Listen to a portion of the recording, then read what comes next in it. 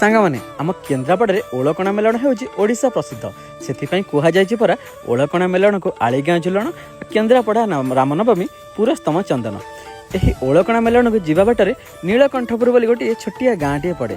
यही गाँ मुंड छकरे अच्छी महेश्वर मौसांगर गोटे छोटिया जलखिया दुकान जोटि आज भी मिलूँ टंकिया इडली को मौसांगर स्पेशल मटर डालमा।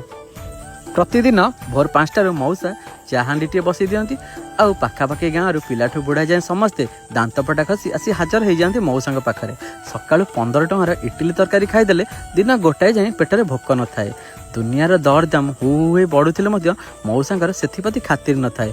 मनरे तांकर रही लोक मानक खाइबा द्वारा भल पाइबा आउ आनंद।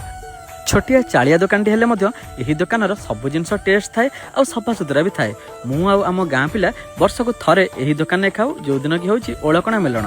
आम केन्द्रापड़ा जो भाई भौणी मैंने यही दुकान में खाई मतामत निहाती देवे। जय जगन्नाथ, जय बलदेव।